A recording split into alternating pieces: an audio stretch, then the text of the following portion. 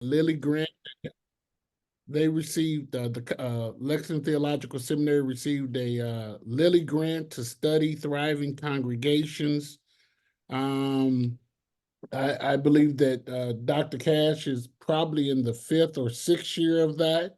And they've been doing a wonderful job, and it's just great. We're looking forward, as Dr. Sharice Gillette reminds us, to the book that Dr. Cash will be writing soon that will outline the process and the steps.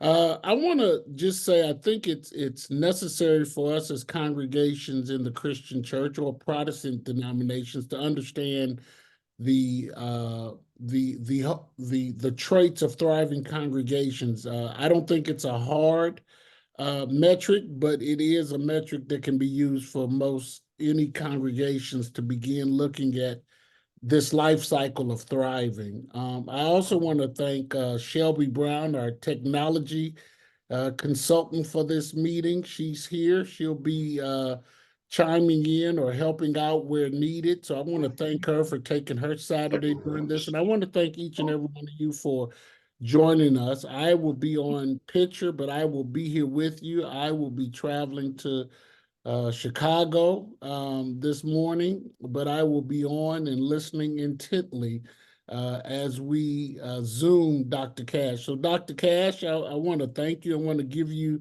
your time that you might lead us. And as you all may remember, Dr. Cash served as the regional moderator for 4 years or two terms. She also served as our planning team co-chair for our regional assembly in Georgetown in 2022, as well as our general assembly that was held last summer in Louisville. So she has a wealth of talent. She's married to Reverend Cash, who is the pastor of First Christian Church, Georgetown. So, Dr. Cash, I'm going to let you take it and lead us at this point. Great, thank you. It is so good to be with you all. I get to give this presentation all over the place, and it's really some interesting work that we've been doing. And so I'm delighted to be able to share it with the region on this level. Shelby is going to record this for us.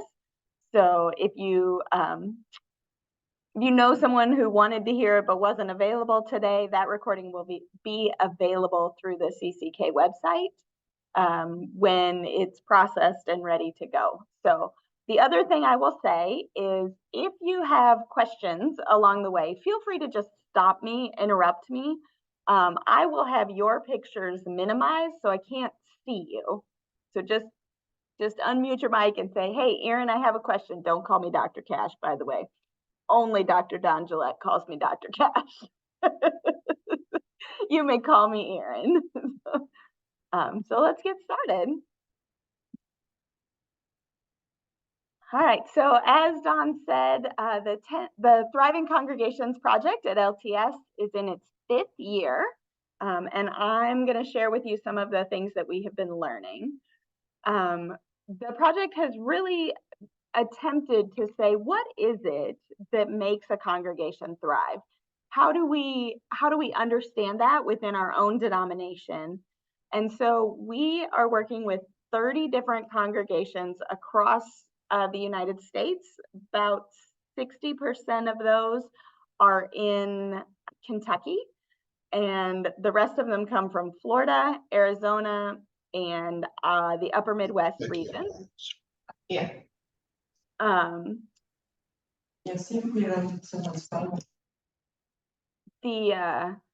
Sorry, I got distracted there.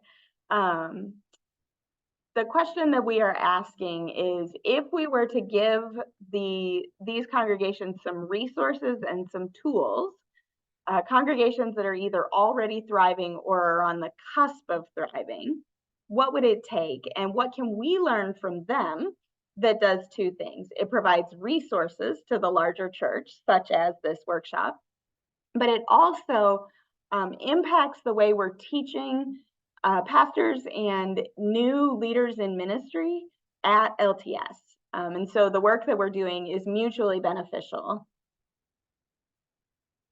So here are the 4 goals that LTS sought to understand in this project. We believe that what it takes for a congregation to thrive is four main things. The congregation's first and biggest goal has to be to understand their own mission and vision. Here I call it mission and identity. The language around mission, vision, identity, sometimes values, is unique, and each one of them means something different. So they're not completely interchangeable, but they are all within a category. Bruce Barkauer of the Center for Faith and Giving likes to use the question, know your why. So that's what we're thinking about under mission and identity, vision, values, whatever it is that your congregation calls it. It's why does this particular church exist? And we're going to talk about that in details. Goal number 2 is for the congregation to have a full and solid understanding of the role of the pastor. So different churches approach the role of the pastor differently. Sometimes that's contextual. Sometimes that's related to the size of your congregation. Sometimes it's related to whether your pastor is full-time or not. Everything in this project relates to your context. So that includes the role of the pastor. So but the goal is for the congregation, not just the minister, not just the PRC, to have a clear understanding of what the role of the pastor is. At the same time, goal number 3 is for the entire congregation to understand the role of the laity. So again, that takes different shapes depending on the role of the pastor, but the laity have specific responsibilities within the life of a disciples congregation. Some of those things might involve communion. Some of those things definitely involve committee chairs, leadership, different kinds of structural arrangements, but usually a board, some of those kind of things. But it's really, goal 2 and goal 3 are really about clergy and the laity working in partnership. And again, we're going to talk a little bit more about that as we work through this series today. And then goal number 4 is that congregations would have their own way of measuring success. So we spent all of 2023 talking about this in the project. And we continually ask the congregation, how do you know if the work you are doing is successful? So much of what we do is, it's not hard numbers, right? So you can have a VBS that's successful with 5 children present, or you can have a VBS that's not successful with 50 children present. So what we've been working on is, how do we measure that? What are our benchmarks? What are we looking for? So will our kids be able to recite the weekly memory verse at the end of VBS? Or will it be successful if every child who came to VBS is in church on Sunday morning? How you measure those things matters. So they're really diverse places. In this project, we worked very hard to try to diversify who we were learning from. So we have Latinx churches, we have African American churches, we have white churches. We have big churches, we have little churches. The biggest church in our project runs about 800. The smallest church in our project runs about 16. We have bivocational pastors, full-time pastors, pastors who are part-time but retired from a different position. We had 2 churches that were in pastoral transition. So they have brand new pastors with long tenures. In a couple of our new church starts, we had pastors who were the founding pastors. So that structure is a little bit different than a congregation that's 200 years old. The ethos, especially of the laity in a 200-year-old congregation, is often, we were this church before you got here and we will be this church when you leave.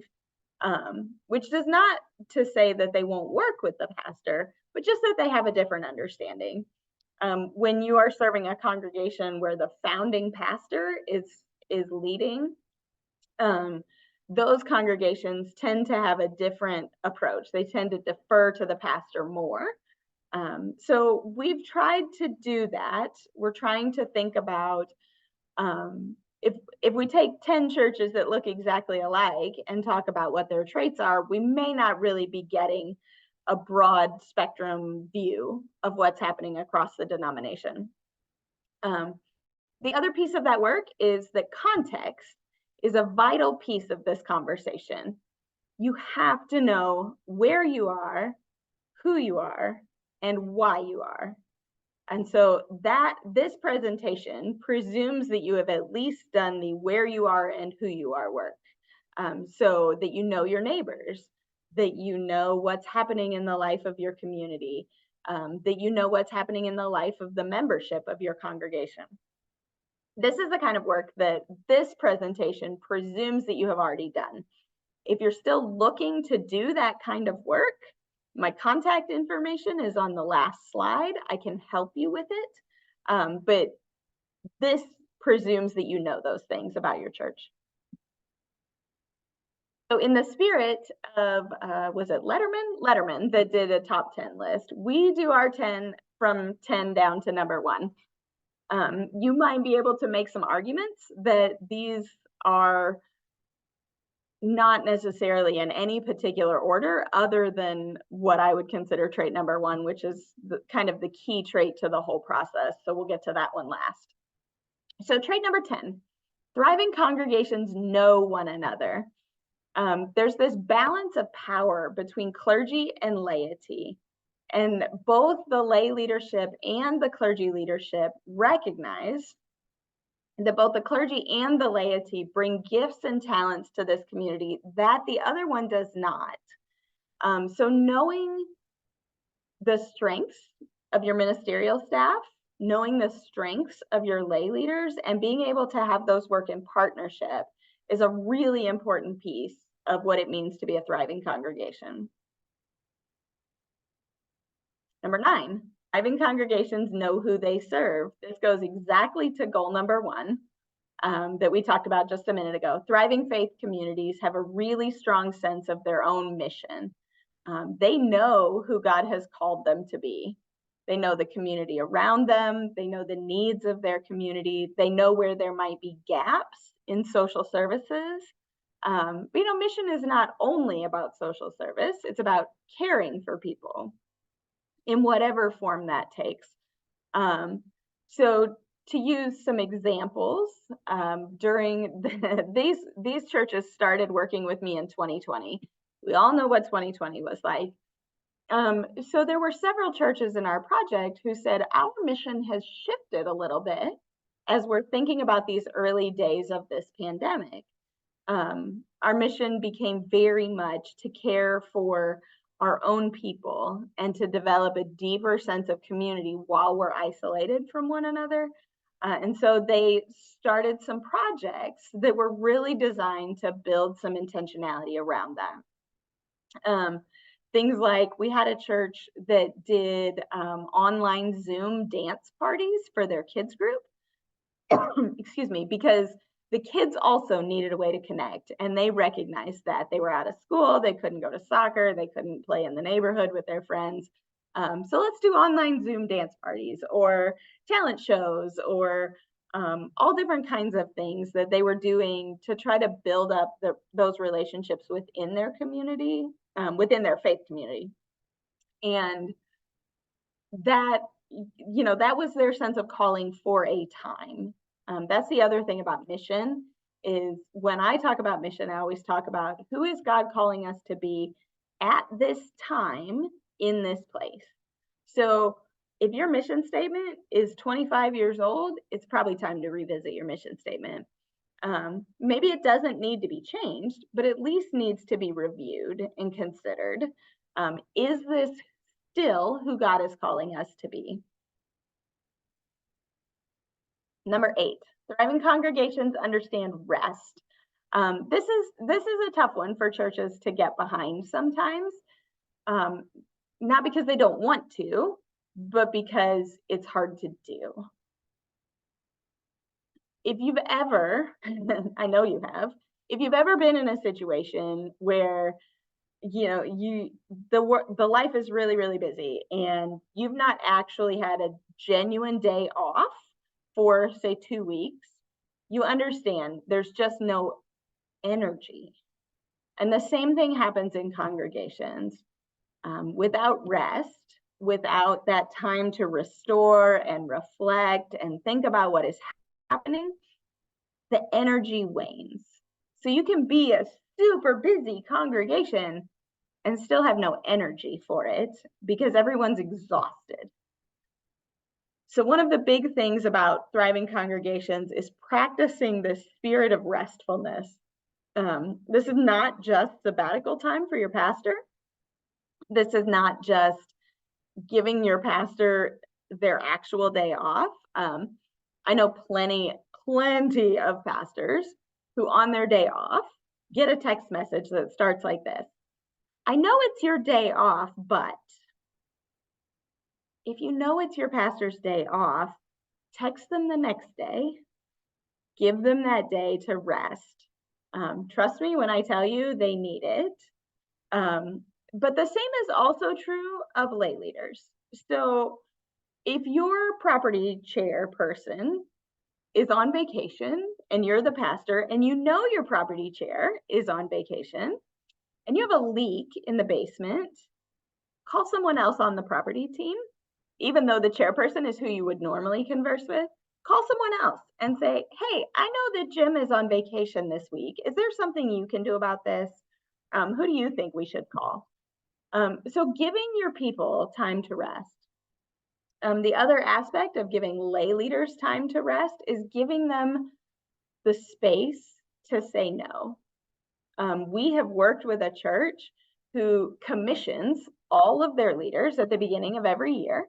Happens in a lot of congregations, but in this congregation in particular, they use the phrase, we're calling you to serve as chair of the stewardship committee for as long as it brings you joy. And I think that's really beautiful because it's permission giving. It's allowing that lay leader to say, you know what? I signed up for this job 22 years ago for 1 year, and I've had it ever since, and it no longer brings me joy.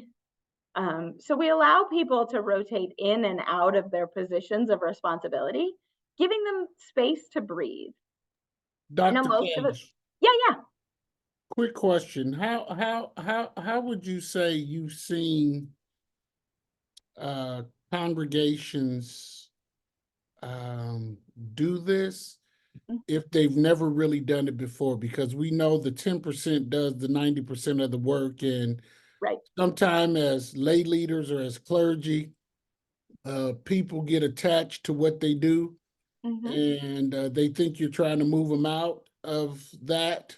That's one complication, but Right. even if they don't, how can a congregation move from not allowing any rest to a ethic of rest?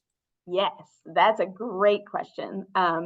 I think it's contextual. I think it depends a little bit on the congregation, and also at the same time, there is that piece of reflection that needs to happen. So different structures work different ways, right? So for example, if you have, say, a nominating committee who's responsible for calling their chairs, the conversation might begin with, hey, Martha, I'm calling to talk about ministry chairs. And I know you've been doing this for 25 years. It seems to me like you might want to take a break for a year.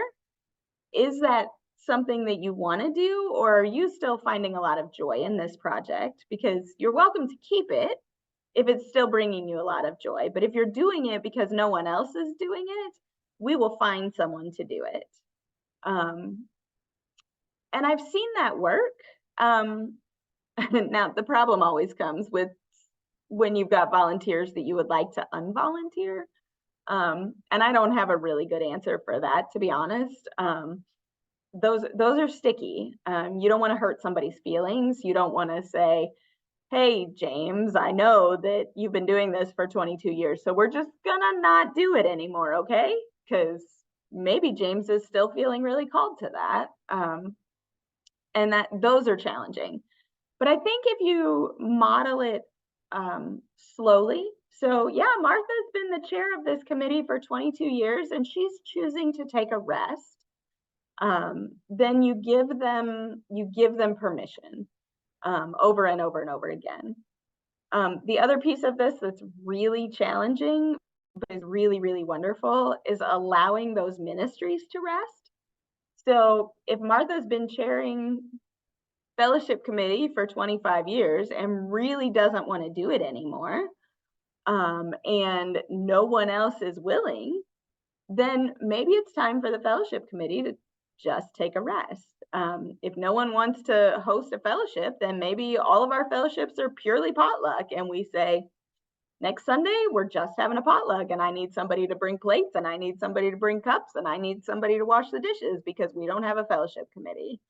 And the congregation kind of, I think, we haven't worked with these congregations long enough to know if it really works, but this is our theory that if you do those kind of things, that slowly the culture shifts and somebody says, you know what, I actually don't mind doing the dishes after a potluck meal. I can take this on.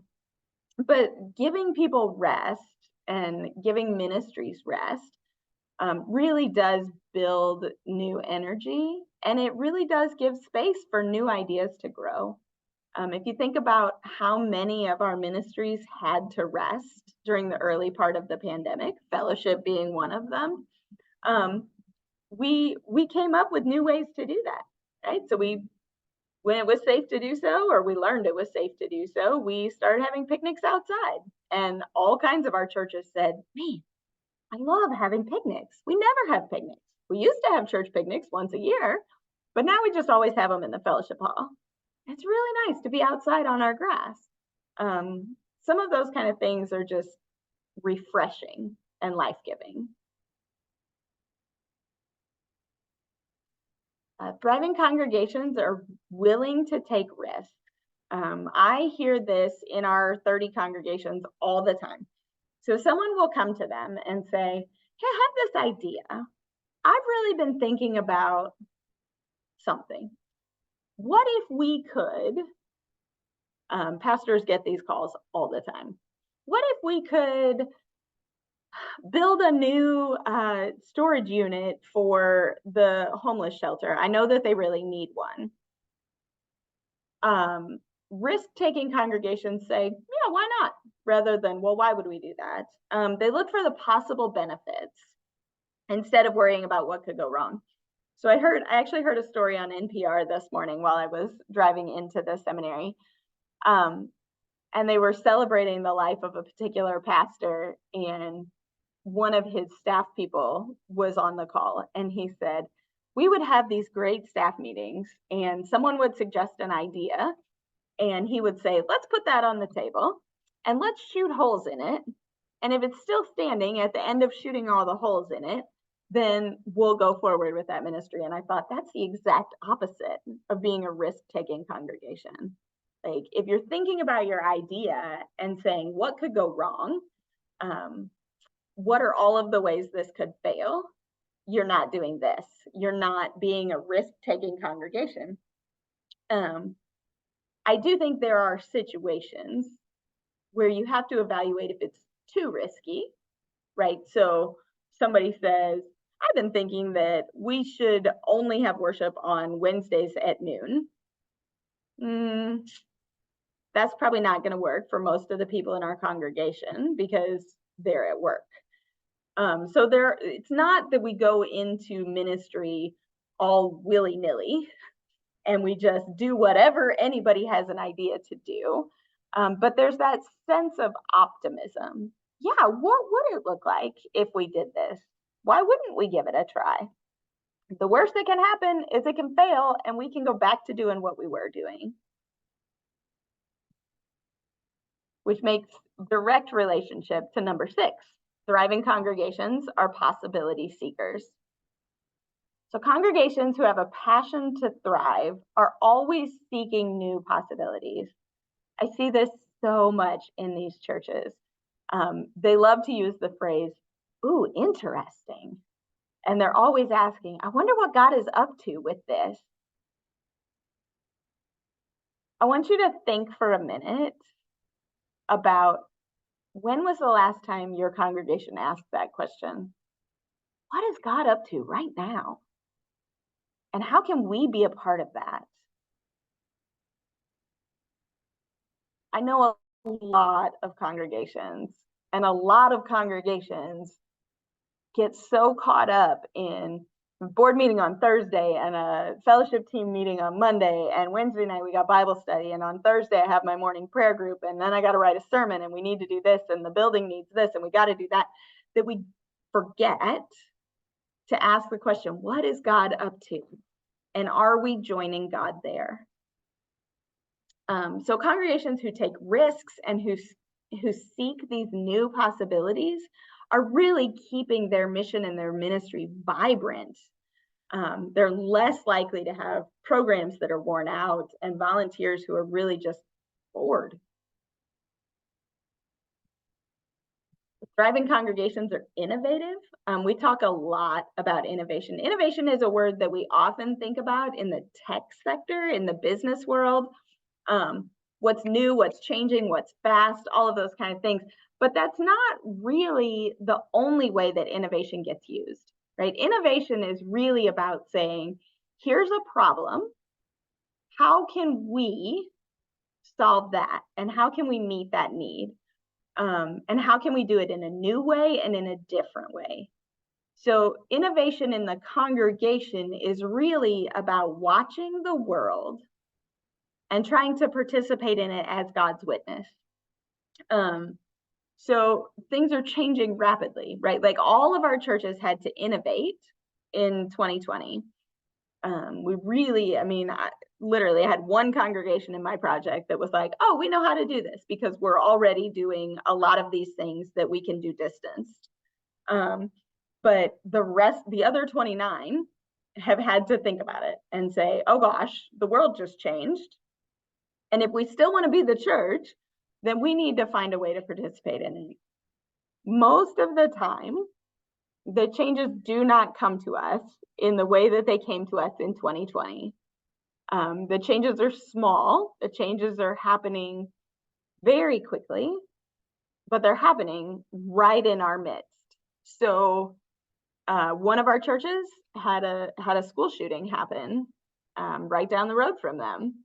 And they had to say, what are we going to do? How are we going to be the church when this happens in our neighborhood? And they found ways to respond. They made a public statement that said, as the neighborhood church in this town, we stand against this and we're here if you need to come and pray, if you need some support from one of our staff members. They only have 2, but if you need some support from one of our staff members, we're here to help. Even those kind of changes, things that don't feel all that different, when it happens in your town, it's different. And so that's what these congregations are doing. They're watching the world and they're saying, we want to be a part of that. And we want to participate in it in a way that's meaningful to the people around us. Thriving congregations reject fear mentality. Fear just cannot live in a congregation that's thriving. And that's not you need to stop being afraid. That's if you're thriving, fear doesn't exist, because fear can't live in an environment where you're asking, why not? And we could take this risk and we could try something new, right? It just doesn't. So the rejection of we're going to be afraid creates this sense of willingness to be a part of things. I think that it's important for congregations to ask the question, what's the worst thing that could happen? So say we're going to give VBS this summer off because we can't find anybody to direct it. We can't find a week when most of our kids are going to be around, or at least a critical mass of our kids are going to be around. And We don't really like the curriculum that's available to us this year. So we're just going to give VBS the summer off. What's the worst thing that could happen? A lot of churches might say, well, the worst thing that could happen is that we never have VBS again. Okay. How terrible is that, really? Because that doesn't mean you never offer a children's program in the summer again. It simply means that particular model of ministry has maybe served its purpose in our congregation, and people's unwillingness to participate in it is an indicator that it's not meeting their spiritual needs anymore. So what could we do instead? We give VBS a year off and next year no one missed it. What could we do? What could we offer to our kids? What if we did a once a month mission project with our kids over the summer instead of a 5-night VBS? Or what if we had a mom's day out or parents' day out program over the summer and we taught our kids there? There's options. We don't have to stick to the same models. So when we think about what's the worst possible thing that could happen, we need to think about that carefully, right? Because take a year off from VBS. The worst possible thing is not the church runs out of money and the doors close and we never see another child. It's not realistic. That's fear mentality. That's a mentality of scarcity. There's not enough. We can't do enough. We don't have enough people. Let that fear wash away. Replace it with this possibility seeking. Number 3, thriving congregations collaborate. I see this all the time, especially in our smaller congregations. And when I say smaller, I mean 50 people or less. I do not mean 10 people or less, though they are included in that and they're really good at it.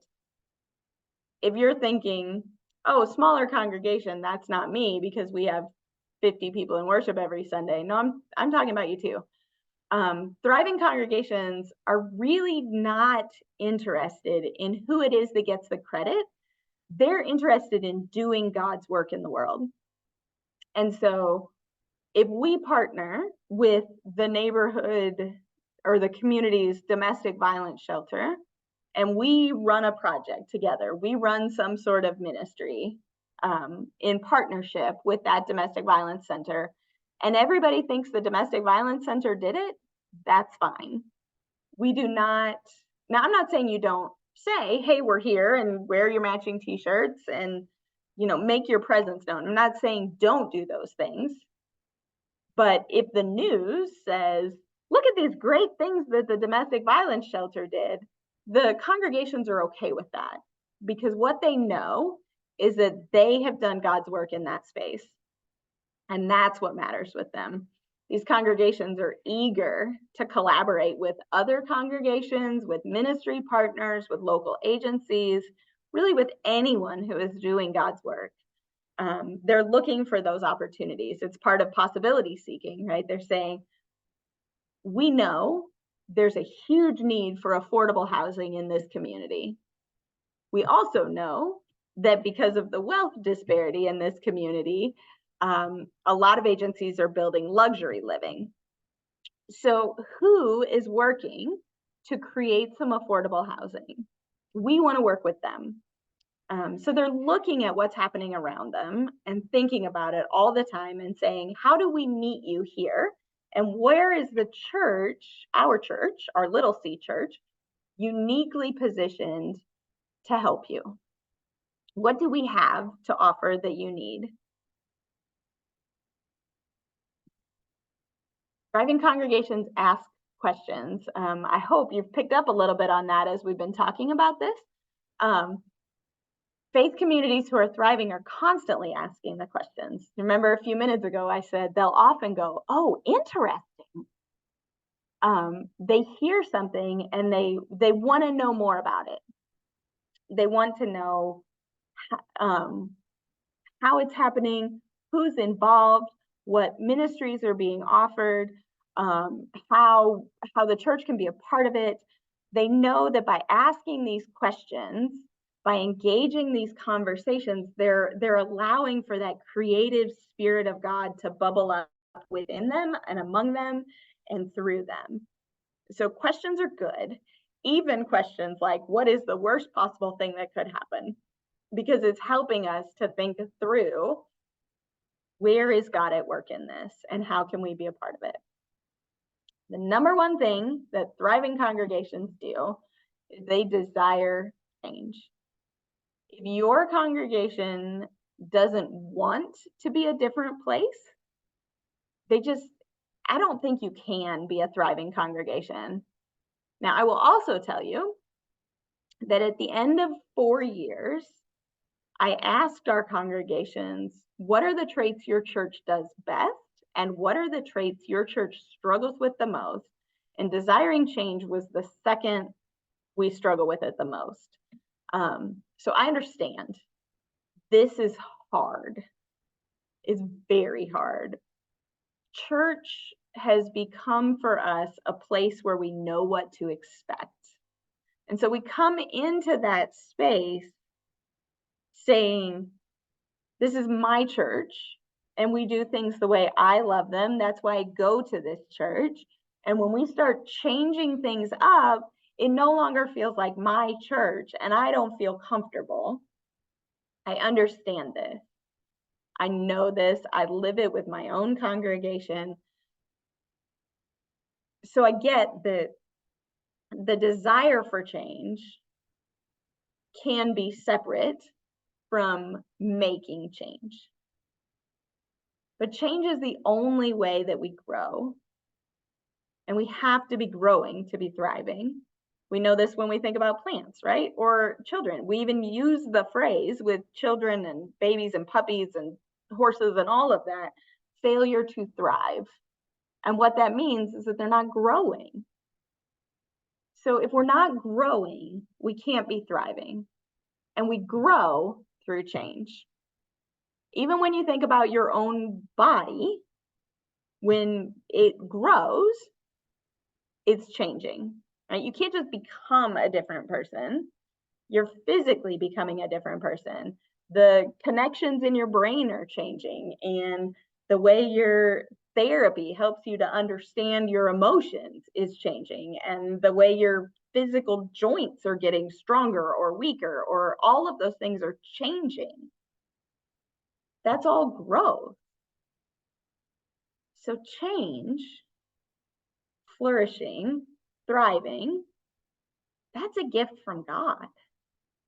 It's a place where we have this opportunity to be who God is calling us to be right now.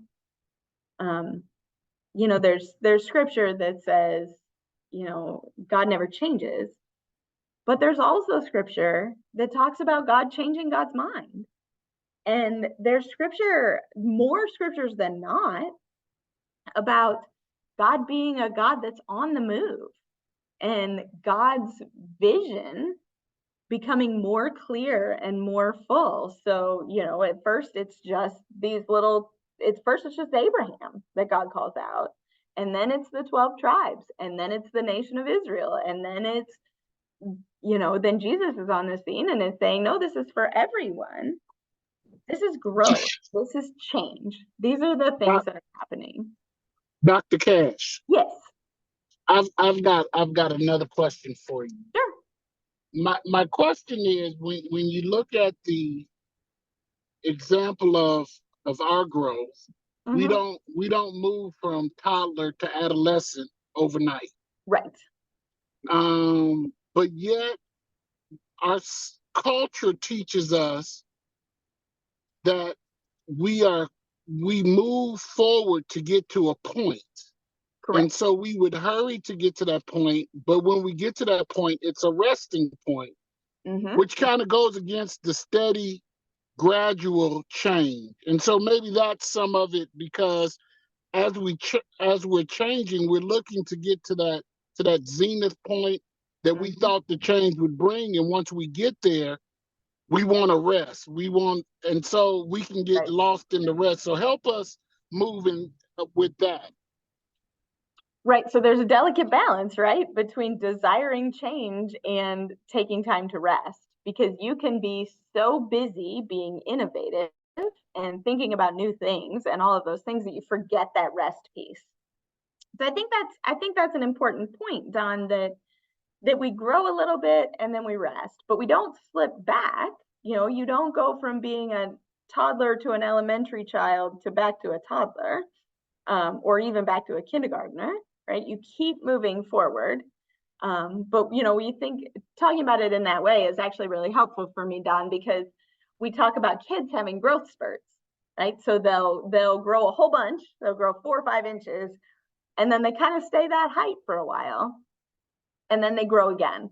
I think that resting time is part of fueling ourselves up, making space to say, what have we learned from this growth that we just walked through?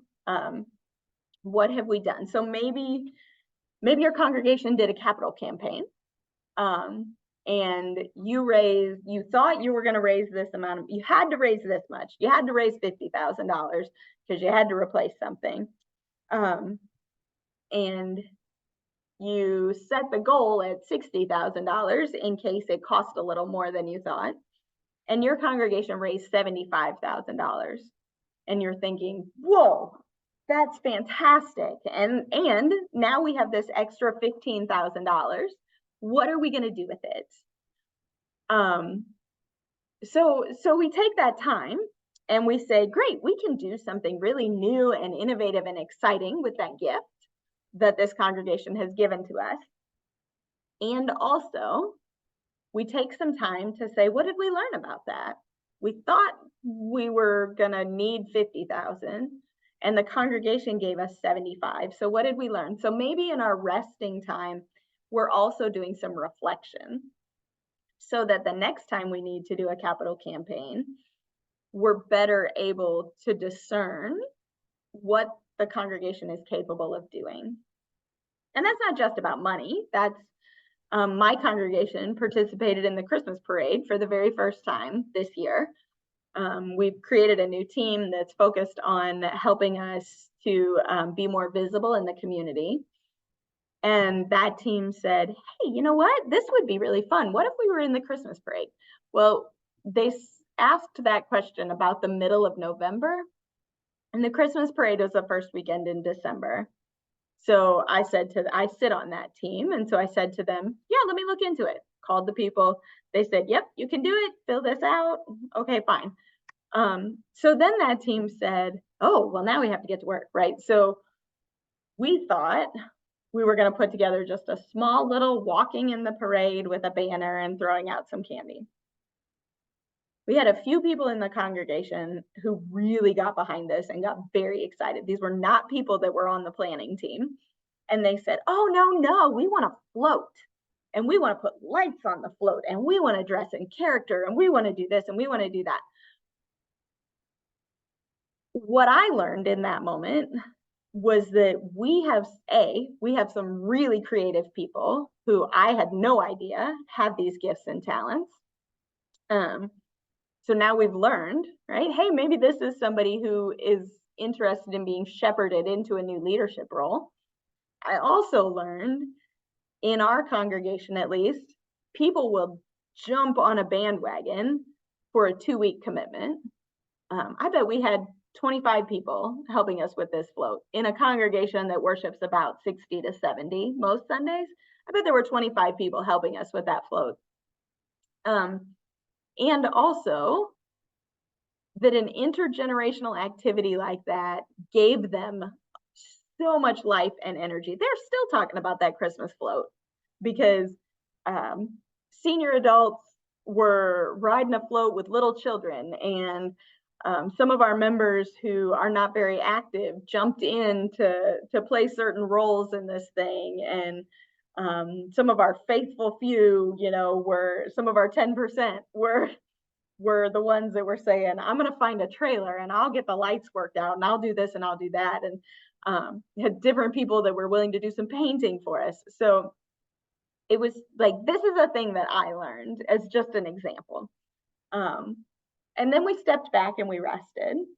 So then that outreach team took some time to say, what did we learn about this? Right? Like, this was a big growth for us. We made a huge stride here in a couple of our significant values. How do we redo that? How do we try it again? And that, I think, is the piece that's about change. You cannot be in perpetual change, because you have to take time to say, who am I now? What have I grown into? Does that help a little bit, Dawn?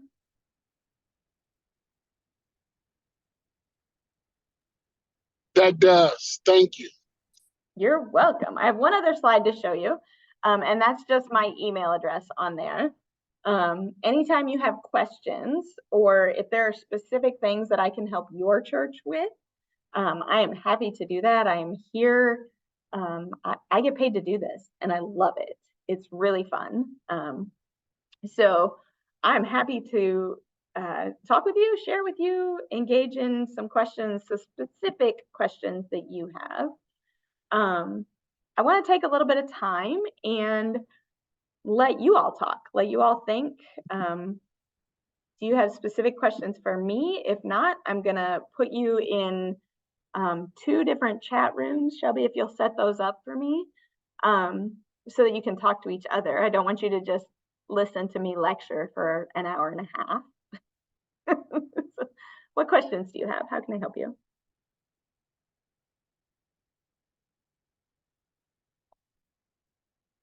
I know it's like drinking from a fire hose when I give you all of these 10 traits at one time.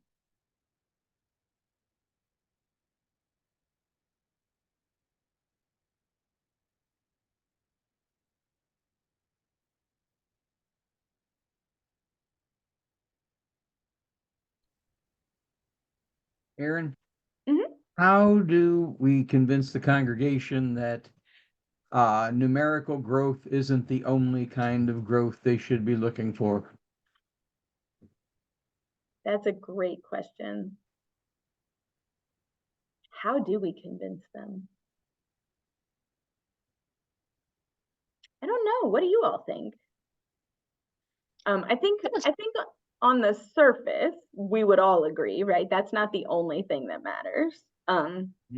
But we live in fear, right? Like, if there's not more people, then the church will die eventually, is really that fear. We don't have people in here who are creating children and bringing children to us. The church is going to die. Voluntarily, anyway. Right. Stephanie, what did you want to say? Well, I was going to say, very similar, maybe a rephrase of that question is that measuring success piece. Right. How do we measure success with that stuff? The church I'm in now only worships, well, our average is up to 32, and it was 20 when I got there 3 months ago.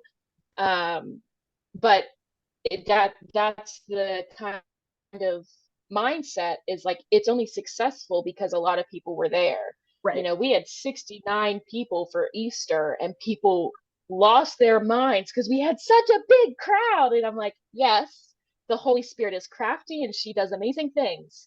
And they're probably not going to return next week. But how do we engage them now? Right. So how do we measure success? So that's a whole other workshop. But I'll give you the short version. We say to ourselves, like, we choose the metric is really what it comes down to. And so we say, we're hoping that out of those 60 people that were here on Sunday, we are going to make contact with 30 of them.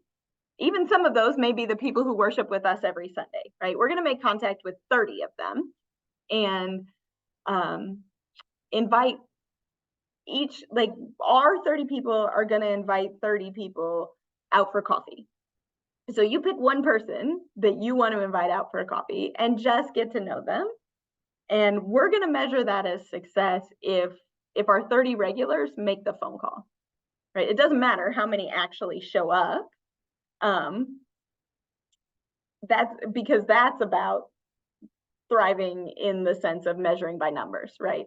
What we're really measuring is, are our faithful 30 willing to stretch themselves and invite someone else to come to coffee? It doesn't matter if they went or not. It matters if our people made the phone call, because that's about growth for them. So, I mean, that's just an idea that just came to my mind off the top of my head. But the real trick to measuring success in the congregation is trying to measure these things that are intangible. And so we're trying to say, how do we want to count growth? My particular congregation is terrible at internal communications. So for example, we say board meetings are open to everyone and anyone who wants to attend is welcome. And the agenda only gets mailed to the board members. So I'm married to the pastor and I have to ask him, hey, what's on the board agenda for this month? Because I have no idea, right? So if I don't know, they probably don't know. So one of our metrics that we have been using is building up that capacity. So do people know what's on the board agenda, right? Have we done that as an announcement, or have we put it in the bulletin, or have we asked our administrator to mail it out, or whatever, right? So we are working on building up our capacity to communicate better inside the congregation.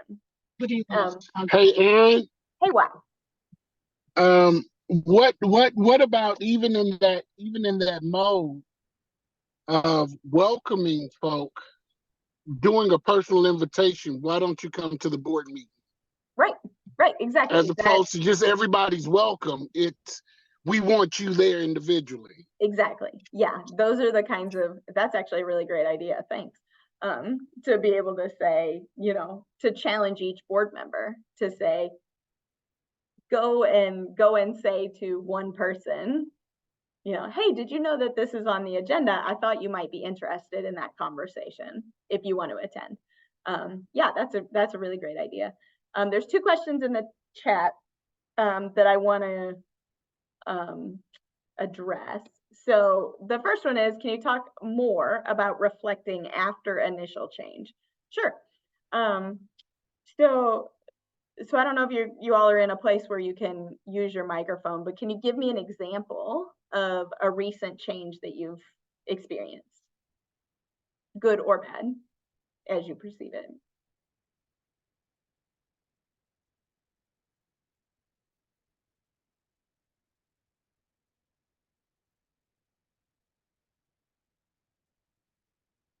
Is there anybody from Millville that can answer that question?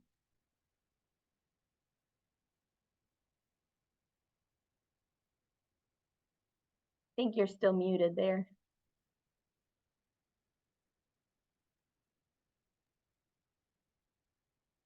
It's trying to unmute and then it goes right back.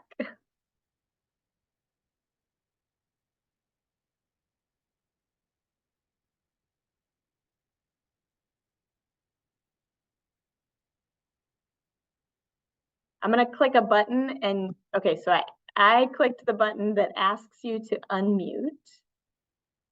And you should be able to just press the button when I do that.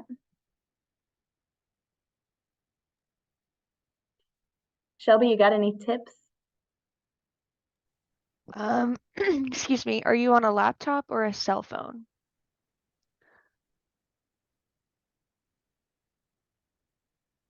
If you're on a laptop, the unmute button should be in the bottom left-hand corner of your screen. It's on a Okay. cell phone. Sorry. Cell phone, try to tap on the Zoom call and swipe left or right until you see a microphone that says like tap here to unmute.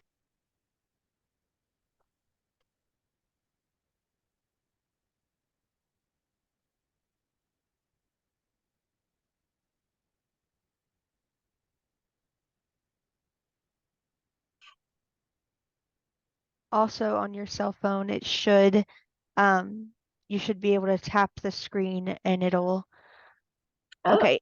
Since it's unable to locate Mike, it probably is a setting that you will need to change on Zoom, and that can be a little bit more difficult to Right. walk you through. right. So I'll just attempt to answer it without your example. So reflecting after initial change. So that's part of measuring success. So you might have, let's use my parade as an example. This was just something we said, what's the worst thing that could happen? We could float it to the congregation and they could say, yeah, we're not doing that. So let's float it, see what happens. And we as a team, if it means that the 5 of us have to put together the signage and everything, we're willing to make that commitment. We're hoping that more people will partner with us, but if they don't, we're willing to make the commitment.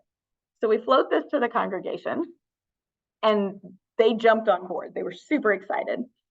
So when we came back to reflect on it, we asked some questions. How many people? Right. And that, to Anderson's point, that's problematic at times because then we get worried about bodies in the pews on Sunday morning. But we chose to look at it more in a sense of growth. So there were 4 of us that were committed to doing this parade. If it was only the 4 of us, it was only the 4 of us. And we ended up with about 20. So we're looking at that saying we got 5 times the participation we thought we would get, which is not the point. The point is what that tells us. So we got 5 times as much participation as we expected. That tells us that this is something that the congregation thinks is fun. So there's some buy-in here. There's some sense of this would be really neat to do. The second thing was we said, okay, so what were they willing to do? We had not very many people, surprisingly, provide us with parade candy. We did not have enough, but we had all kinds of people that were happy to come help our kids make ornaments for the Christmas tree that was on our float. So maybe we have more crafty people than people that wanted to go to the store at the last minute and buy some candy. So maybe what we should do next time is ask for money instead and send one person to the store. So it's that kind of thing. Like, what are we learning from this event that helps us? So for example, your statement about, I'm going to hold on for just a second and let them connect. Okay, so your statement about the time and talent sheet, for example, what can we learn about the fact that these people did not give us much response? So if you can't see the chat, it says we recently sent out a time and talent sheet to learn and engage our long-term inactive members and had little response. We need to reflect on engaging new members. So I would say that statement is also true. People tend to be inactive for a reason. Perhaps one of the ways to engage your new members is to say, hey, we've got these folks who have kind of dropped off of our list. Would you be willing to make a phone call? Or is there anybody on this list that you already know, that you already have a relationship with? Maybe take them out to lunch and tell them that you've recently found the church and you're excited about it and wondering why they're no longer attending, something like that. Again, I'm thinking off the top of my head about this one because this is not so much my area of expertise about engaging new leadership. What do you all think? If you had a core group of below 20, and you are really passionate about reaching and connecting with new members, what would you be doing?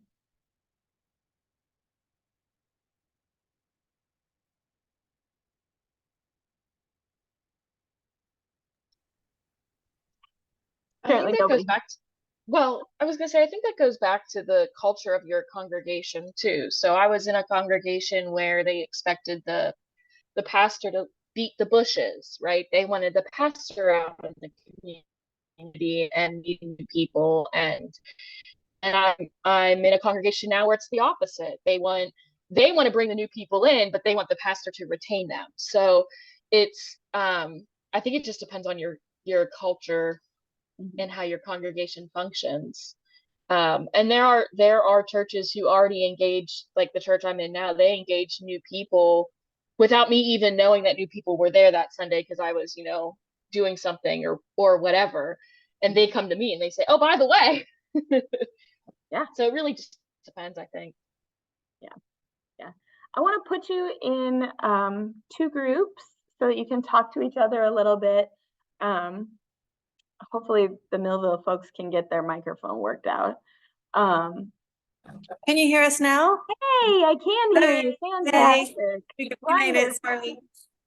How many of you are in the room there? 8. Okay, well, here's what we'll do then. We will let you all talk to each other. So we'll actually put you in technically 3 groups.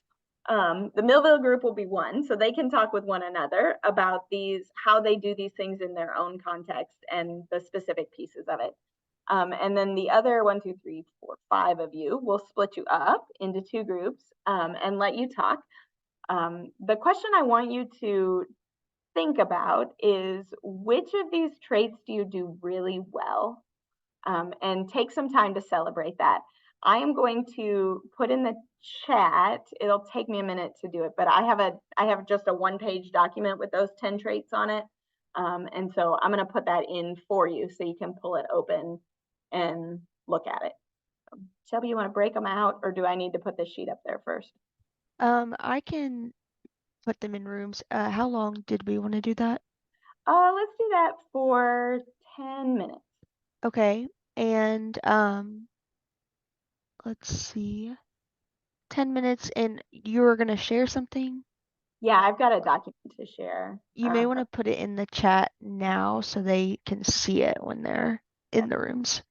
Let me get it. I want to know from each of your groups which traits you do well. I'll put it in the chat. It's okay. Tell me what the question was. I'm just wondering what they're doing in the interim. Maybe they said and I missed it. Okay. Where they're meeting at, and do they have a steady meeting place?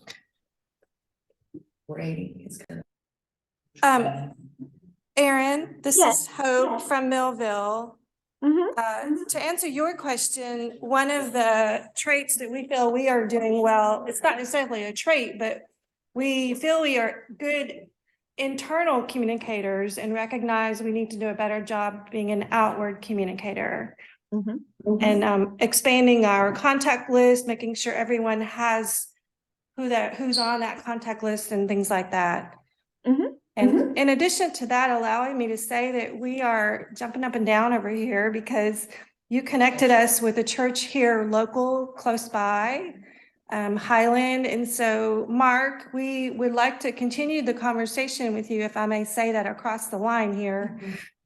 So I'll put our contact information in the chat and we can continue that conversation, please. Wonderful. I aim to serve. Or Shelby accidentally aimed to serve in that role. What other traits do you do well?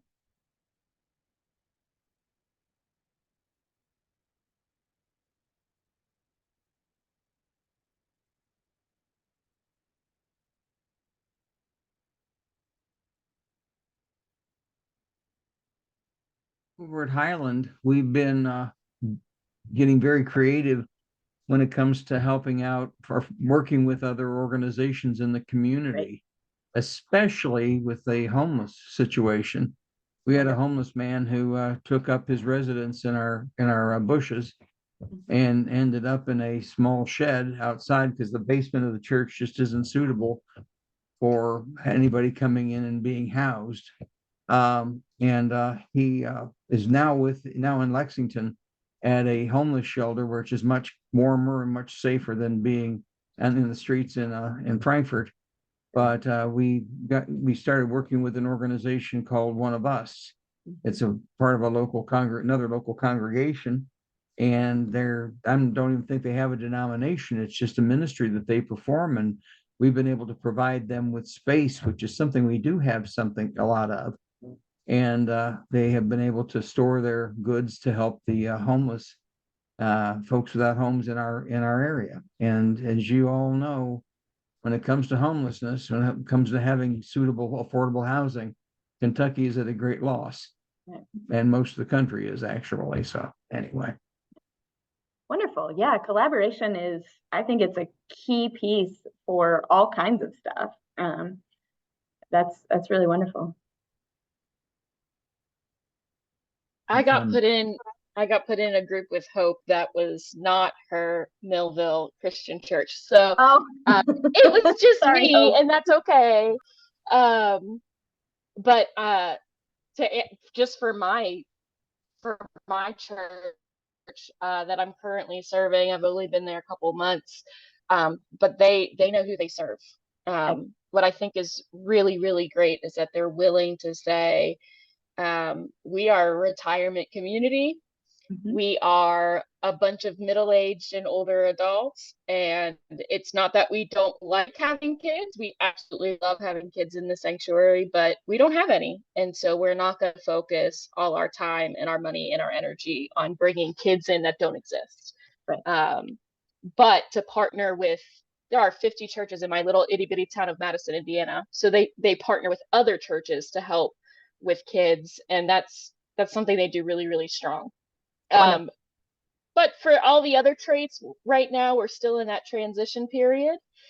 And so it's kind of hard to see the direction of the church right at this moment. But they know each other. They know who they serve. Yeah, and that's fantastic. It's really hard, especially when it comes to kids and young families. It's really hard for churches to own. We're not a church that's catered to children, so kudos to them for being able to say, that's not our ministry. And we will partner along with someone who does have that ministry. So excellent. Do you all have any last questions? Any last burning things that you need to ask me before we finish for the day?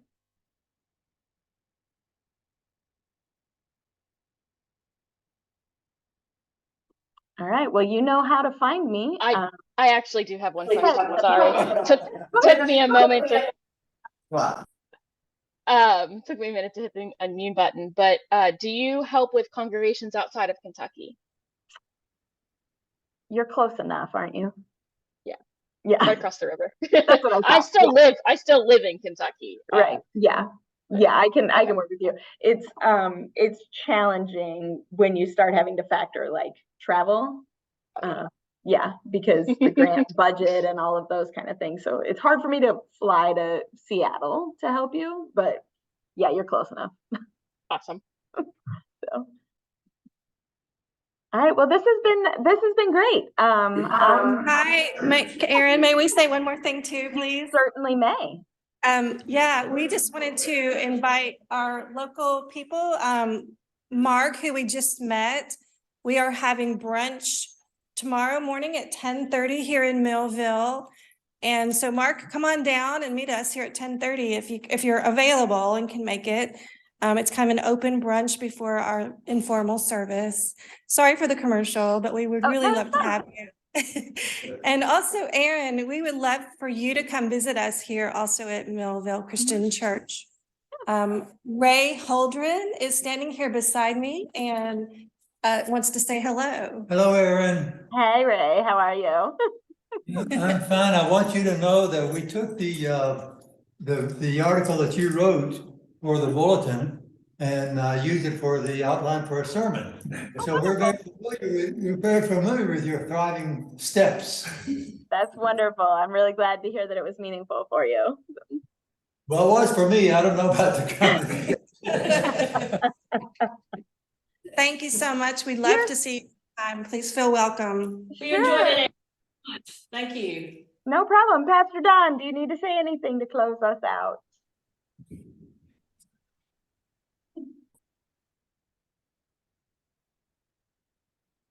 Reverend Dr. Don Gillette, are you available?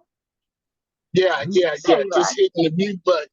Yep. Just want to say thank you to Dr. Erin and to each of you for being a part of this. This is our aim, is to equip congregations with them so that clergy and laity can be empowered to do mission and ministry.